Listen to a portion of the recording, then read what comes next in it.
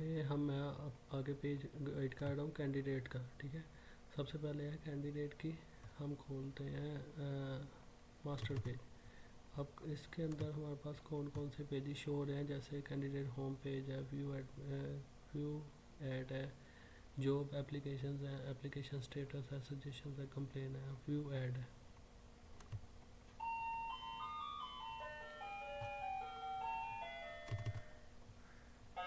अब वो ऐड को व्यू कर रहा है, यहाँ पे हमारा उसको आउटपुट के ऊपर एक रिव्यू शो हो रहा है जिसमें उसको सारी वो ऐड नज़र आ रही है। ठीक है, और यहाँ पे उसके पास एक अप्लाइड का लिंक भी है। इसके पास ये सारे कॉलम जो है यहाँ पे हमने उसी तरह ऐड किए हुए हैं, और एक एडिट का बटन है जिसका नाम हमने अप्लाई रख दिया, और यहाँ से सिर्फ एडिट का बटन ही एक्टिव किया हुआ है। उसके बाद हम बैक एंड पे चलते हैं। बैक एंड पे ऊपर हमने सबसे पहले डेटाबेस की कनेक्शन स्ट्रिंग क्रिएट की हुई है। एक ग्रिड व्यू डाटा का जो है हमने एक फंक्शन बनाया हुआ है जिसमें सिलेक्ट की क्वेरी में से एडवर्टाइजमेंट उसको वो शो हो रही है जिनका स्टेटस क्लोज्ड नहीं है। ठीक है, और उसके बाद हमारे पास नेक्स्ट जो है, क्योंकि जब भी कोई ऐड नई ऐड होती है तो उसका स्टेटस ऑटोमेटिक साथ एक्टिव आ जाता है, हार्ड कोडेड हमने किया हुआ है, लेकिन हम वहाँ से जब क्लोज कर देंगे किसी ऐड को वो इसको यहाँ पे नज़र नहीं आएगी।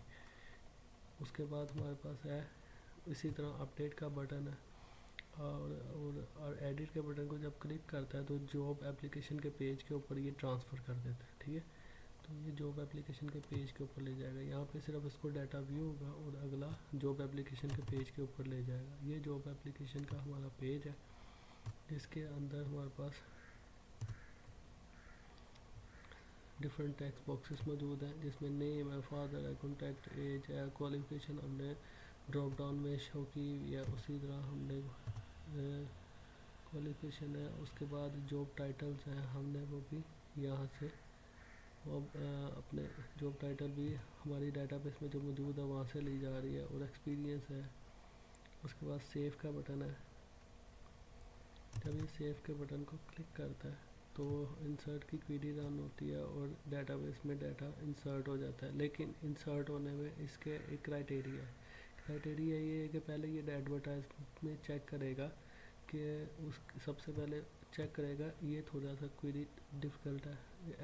एडवर्टाइज को इनर ज्वाइन किया हुआ है इंस्टीट्यूट टेबल के अंदर, जिसमें एडवर्टाइज का टाइटल जो और इंस्टीट्यूट में जॉब टाइटल इक्वल है। उसके बाद एडवर्टाइजमेंट के जॉब टाइटल में ड्रॉप डाउन लिस्ट में से जो जॉब मौजूद है, और एडवर्टाइजमेंट जो एज है वो less than equal to age, वो टेक्स्ट बॉक्स में दी हुई एज होनी चाहिए, यानी ये फ्रॉम एज है। और जो टू एज है वो ग्रेटर दैन, वो लेस दैन इक्वल टू होनी चाहिए, और फ्रॉम एज है वो ग्रेटर दैन इक्वल टू होनी चाहिए, यानी इन बिटवीन होनी चाहिए। और उसके बाद उसका एक्सपीरियंस जो है वो उससे कम या इक्वल टू होना चाहिए।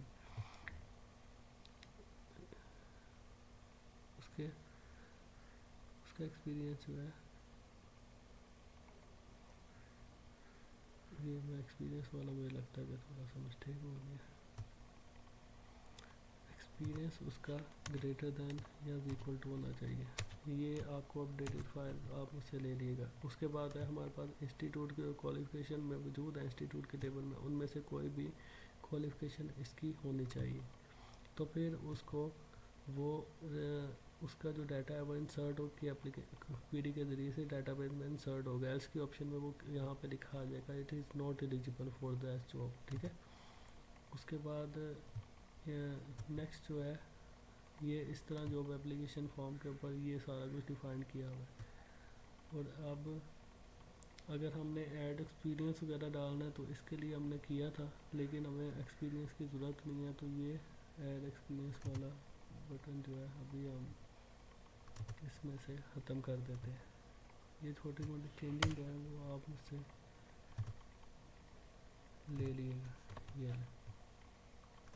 ये हो गया जी जॉब एप्लीकेशन वाला पेज भी। उसके बाद हमारे पास अगला पेज कौन सा है, वहाँ पे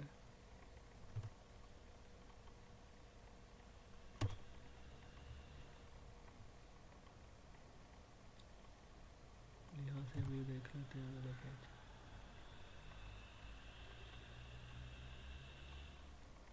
कैंडिडेट कैंडिडेट मास्टर पेज।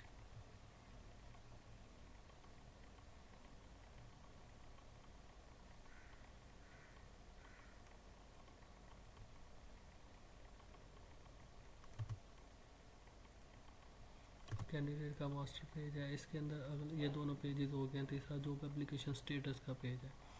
अब हम जॉब एप्लीकेशन स्टेटस का पेज देखते हैं।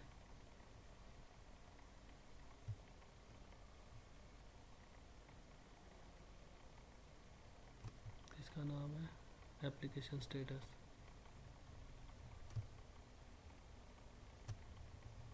इस पेज को खोलते हैं। यहाँ पे हमारे पास इसको ये सारे टेक्स्ट बॉक्सेस डिफाइन किए हैं, position, candidate, age, email, qualification और स्टेटस और कमेंट्स।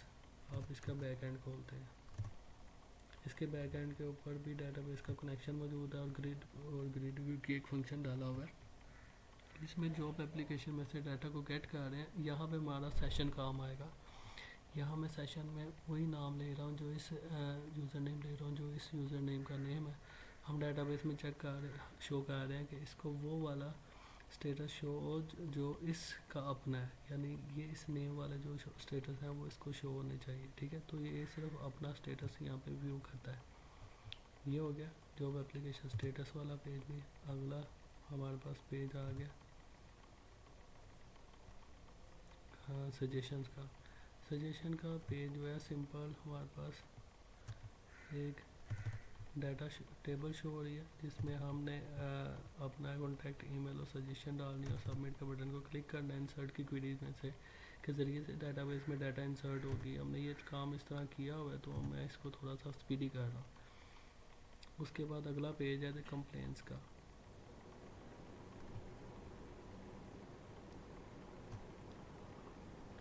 कंप्लेंट्स के पेज के ऊपर भी सिंपल हमारे पास कुछ टेक्स्ट बॉक्सेस मौजूद है। ये कॉन्टैक्ट, ईमेल और कंप्लेंट्स का, और सबमिट का बटन को क्लिक करते हैं तो इसमें भी कंप्लेंट्स हमें वो डाटाबेस में डाटा इंसर्ट कर देता है। ये हमारे पास। उसके बाद अगला लॉग आउट है। उसके बाद मैं एक और इम्पोर्टेंट चीज़ बता दूँ, जैसे होम पेजेस हैं। इसके सबसे पहले हम कैंडिडेट का होम पेज देखते हैं। ठीक है, मैंने इसमें इनकी प्रोफाइल शो की हुई है, वो भी शायद आपके जो पुराने हैं उसके अंदर ना मौजूद हो, तो या मुझसे नया मैं आपको अपडेट दे दूँगा। इसमें प्रोफाइल कैसे शो की है, तो इसके टेक्स्ट बॉक्सेस मैंने इसको यानी हमने ग्रिड व्यू के ज़रिए से शो किया और इसके कॉलम हमने ऐड किए। कॉलम ऐड करना मैंने आपको बताया हुआ है, तो इसके हम बैक एंड पे चलते हैं। इसमें हमने ग्रिड व्यू का फंक्शन डाला है। हमने उसी तरह जो सेशंस में वो जो नेम स्टोर किया हुआ है वो उसी को हमने सिलेक्ट की क्वेरी में से कैंडिडेट की टेबल में से इस नेम वाला जो कैंडिडेट है उसका डाटा हमने गेट किया और उसको ग्रिड व्यू को असाइन कर दिया। तो इसलिए इस कैंडिडेट की जो प्रोफाइल है वो इसको शो हो जाती है, इसकी कैंडिडेट प्रोफाइल है। इसी तरह एचआर वाले को एचआर के होम पेज के ऊपर उसकी प्रोफाइल नज़र आती है।